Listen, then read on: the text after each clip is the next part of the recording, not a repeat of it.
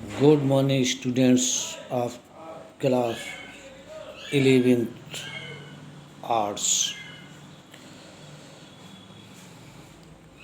हम लोग पिछले टर्म पर चर्चा कर रहे थे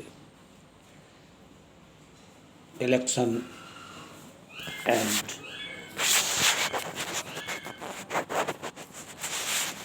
प्रतिनिधित्व के बारे में, रिप्रेजेंटेटिव इलेक्शन एंड। आज हम लोग वो चर्चा जारी रखेंगे और देखेंगे भारत में चुनाव व्यवस्था,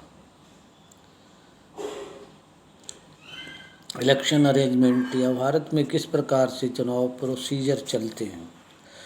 तो देखो, हमारे यहाँ मल्टी पार्टी सिस्टम है। हमारे यहाँ मल्टी पार्टी सिस्टम यानी बहुदलीय व्यवस्था है। एक नहीं, दो नहीं, अनेक दल चुनावों में हिस्सा लेते हैं। लेकिन चुनाव या इलेक्शन वही व्यक्ति जीतता है जो सबसे आगे होता है, वही जीतता है, first past of the first. तो देखो भाई, हम एक उदाहरण दे रहे हैं 1984 ईस्वी का। 1984 ईस्वी में, वर्तमान में भी लोकसभा में 2025 ईस्वी तक नया परिसीमन नहीं हुआ है। 543 स्थान हैं, यानी कि लोकसभा के मेंबर चुने जाते हैं। उसमें 1984 ईस्वी में जो भारतीय राष्ट्रीय कांग्रेस आई थी, उसने 415 स्थान जीते थे। क्यों इतना प्रचंड बहुमत, इतनी हाई मेजॉरिटी कांग्रेस को मिली थी? मिस्टर राजीव गांधी के नेतृत्व में। इंदिरा गांधी की हत्या हो गई थी 31 अक्टूबर 1984 ईस्वी में। तो उनकी हत्या की सिंपैथी लहर जो थी, सहानुभूति लहर जो थी, वो कांग्रेस के पक्ष में चली गई। सीटें जीती, जो कुल सीटों के अगर हम परसेंटेज में बदलें तो 80% से भी ऊपर हो जाती हैं, जबकि कांग्रेस पार्टी को वोट 48% ही मिला था। इसका मतलब ये हुआ कि जितने लोगों ने मतदान किया उसमें से केवल 48 लोगों ने ही कांग्रेस को वोट दिया, 48%। लेकिन पार्टी को 80% से भी अधिक सीटें मिली।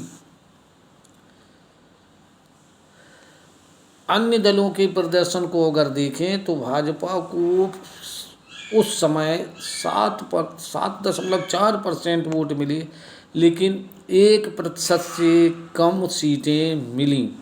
अर्थात भाजपा को केवल 2 ही सीटें मिली थीं। ऐसा क्यों हुआ? ऐसा इसलिए हुआ क्योंकि हम अपने देश में इलेक्शन की एक विशेष प्रोसेस या मेथड का पालन करते हैं। आइए ज़रा इस व्यवस्था के बारे में चर्चा करें। देखिए, पूरे देश को 543 निर्वाचन क्षेत्रों में बांट दिया जाता है, यानी कि नेशनल असेंबली सेगमेंट में बांट दिया जाता है। और प्रत्येक निर्वाचन क्षेत्र से एक रिप्रेजेंटेटिव चुना जाता है।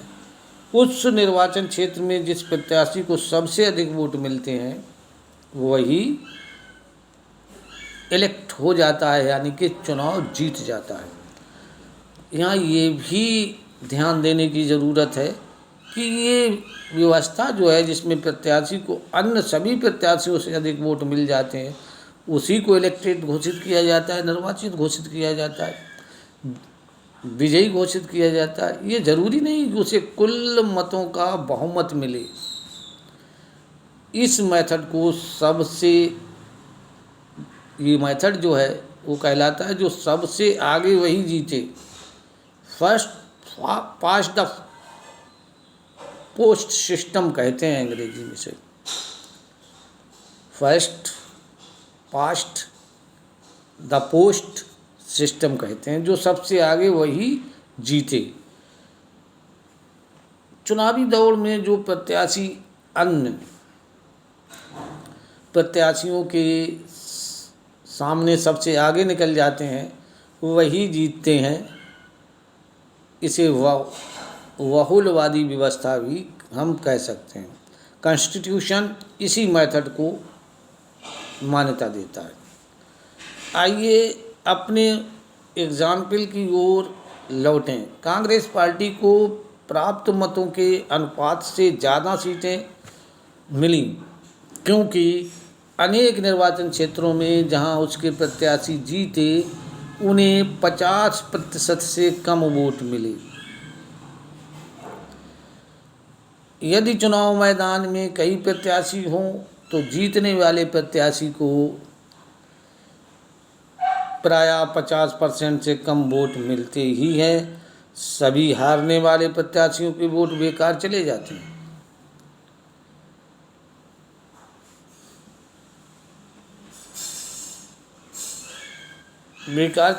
क्योंकि इन वोटों के आधार पर उन प्रत्याशियों या दलों का कोई सीट नहीं मिलती है। मान लीजिए किसी पार्टी को प्रत्येक निर्वाचन क्षेत्र में 25% वोट मिले लेकिन अन्य प्रत्याशियों को उससे भी कम वोट मिले तो उस स्थिति में केवल 25% वाला ही प्रत्याशी चुनाव जीत जाएगा। कोई दल कम या ज़्यादा सीटें वोट लेकर भी जीत सकता है। अब आता है समानुपातिक प्रतिनिधित्व, रीजनल रिप्रेजेंटेटिव। ज़रा ध्यान से समझना है इस चीज़ को।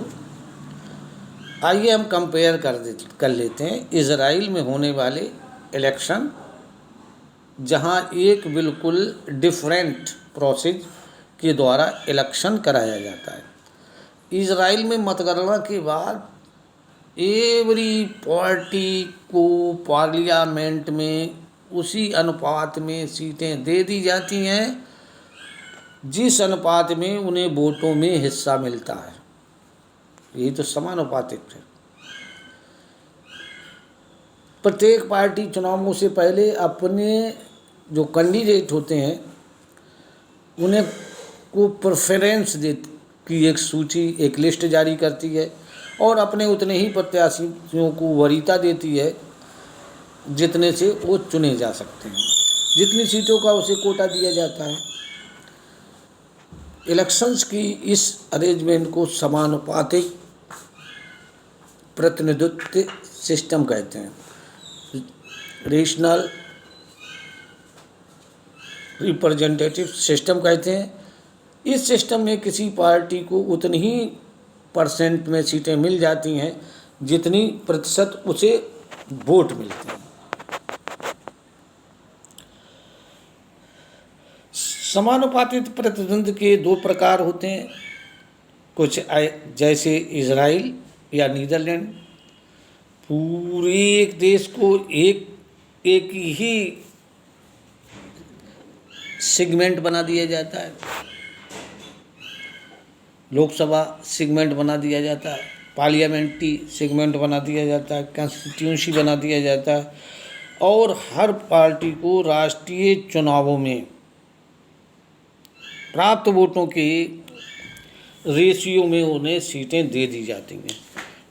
दूसरा तरीका अर्जेंटीना और पुर्तगाल में है, जहां पूरे कंट्री को वह मल्टी मेंबर्स सेगमेंट में बांट दिया जाता है और every party every electoral area के लिए अपने प्रत्याशी, अपने कैंडिडेट की एक लिस्ट जारी करती है जिसमें उतने ही नाम होते हैं जितने प्रत्याशियों, जितने कैंडिडेट के उस सेगमेंट से चुना जाना होता है।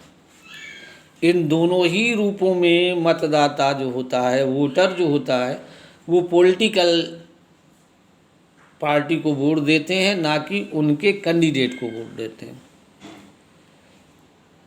एक पार्टी को किसी सेगमेंट में जितने वोट मिलते हैं उसी बेस को बेस बनाकर निर्वाचन क्षेत्र से सीटें दे दी जाती हैं। अतः किसी निर्वाचन क्षेत्र के प्रतिनिधि वास्तव में राजनीतिक दलों के ही प्रतिनिधि होते हैं। भारत में हमने समानुपातिक रिप्रेजेंटेटिव या प्रतिनिधि सिस्टम को केवल इनडायरेक्ट इलेक्शन के लिए ही लिमिटेशन कर दिया है। जैसे हमारे राष्ट्रपति, हमारे उपराष्ट्रपति के चुनाव जो होते हैं वो समानुपातिक एकल संक्रमणीय मेथड के द्वारा होते हैं। हमारा संविधान राष्ट्रपति, उपराष्ट्रपति, राज्यसभा और विधान परिषदों के चुनावों के लिए इस प्रक्रिया अर्थात समानुपातिक प्रतिनिधित्व या रीजनल रेशियो रिप्रेजेंटेटिव सिस्टम अपनाता है। तो अब हम अगला वीडियो जो लोड करेंगे उसमें हम राज्यसभा के इलेक्शन में इस प्रक्रिया का यूज होते हुए देखेंगे और समझेंगे। धन्यवाद। आज के लिए बस इतना ही।